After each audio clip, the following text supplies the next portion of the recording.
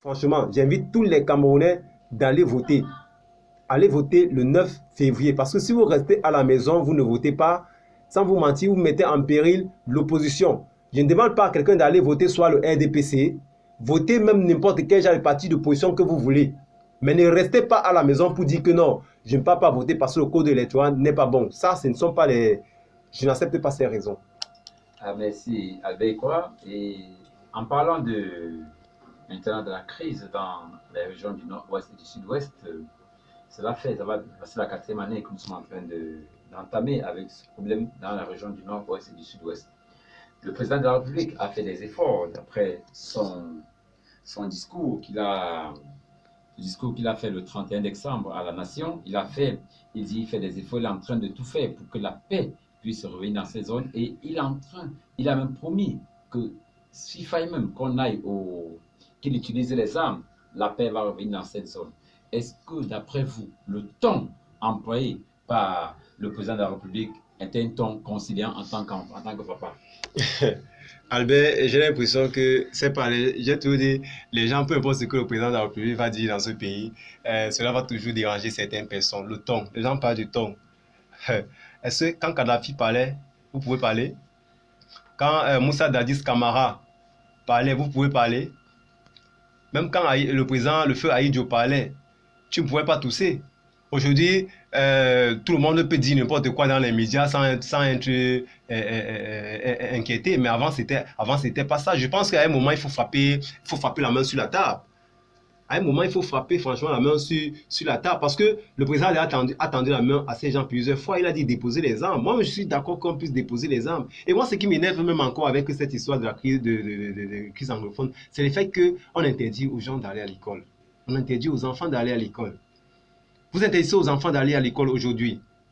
Demain, lorsque la crise va s'arrêter, mais les enfants de ceux qui vous envoyaient l'argent d'aller déstabiliser le Cameroun ou bien d'aller brûler les écoles, les enfants sont en train de fréquenter soit en Europe ou ne sont même pas là-bas au sud-ouest, au nord-ouest. Ils sont dans d'autres localités où ils sont en train de fréquenter et demain ils seront des présidents de la République, ils seront des ministres et vos enfants qui ne sont pas allés à l'école pendant des années vont être quoi? Les Chinois qui vont toucher 60 000 francs à la fin du mois. Et ils vont se plaindre. À qui la faute? Albert, vous, les parents qui avaient refusé que ces enfants puissent aller à l'école. Albert, est-ce que ce sont les parents qui empêchent?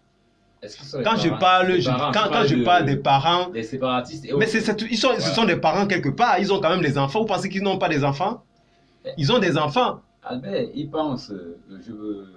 ne penses-tu pas que leur cause est fondée, la cause qu'ils défendent est fondée? La cause c'est quoi? Qu'ils veulent l'égalité, qu'ils veulent la liberté, qu'ils veulent pouvoir gérer eux-mêmes leur région, par exemple. Vous pouvez dire ça à Kadhafi? Non, Albert, quoi, nous sommes dans un pays démocratique. Je sais. Oui, et ici, il y a la libre expression. Chacun peut dire ce qu'il pense, il peut souhaiter ce qu'il veut. Mais vous pouvez dire, mais cela ne veut pas dire que parce que vous avez dit, cela doit être exécuté. Nous sommes quand même dans un pays de droit. Un pays de droit, voilà. Alors quelqu'un ne va pas se lever un jour et dire que non, je veux la séparation. Et vous vous levez un bon jour, on vous donne la séparation. Il y a quand même des canevas pour ça. Mais je crois que nous avons vu le début de cette crise.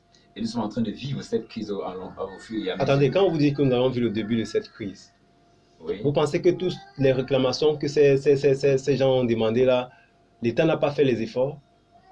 Vous pensez que quand il faut... Vous pensez que cette année qu'ils ont fait les efforts? Pardon? Depuis 4 ans, depuis bientôt 4 ans que la crise a commencé, c'est vrai que nous avons vu des émissaires descendre sur le terrain et tout, mais est-ce que ces émissaires ont pu dire ce que ces personnes-là voulaient? Bon, et puisqu'on n'a pas fait ce que vous avez demandé, c'est les raisons pour lesquelles vous avez brûlé les établissements, vous avez brûlé les hôpitaux, ils vont demander aux enfants de ne pas aller à l'école. C'est la raison, ça? Avec quoi, nous ne sommes pas en train de dire que ce qu'ils font est bien.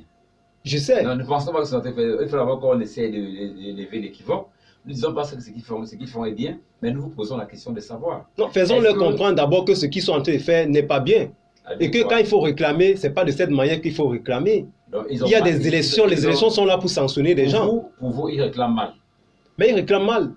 Et vous croyez qu'avec les unes, Attendez, vous pensez que si, ici dans votre structure où vous êtes, si le boss de votre radio ne vous paye pas, vous allez commencer à casser tout, vous allez casser tout, vous allez brûler les antennes et tout le reste. C'est ce que vous allez faire. Si on ne vous paye pas, vous restez tranquille, vous ne faites pas des émissions, c'est très simple. Mais c'est pas que vous allez prendre, vous allez casser les chaises, Albert, vous allez casser ou taper les gens qui passent à côté de votre radio, commencer à donner les coups de poing, à kidnapper. Albert, ne prenons pas cet exemple. Non, c'est juste un exemple. C'est juste un exemple, oui, ce qui ne va pas arriver, puisque notre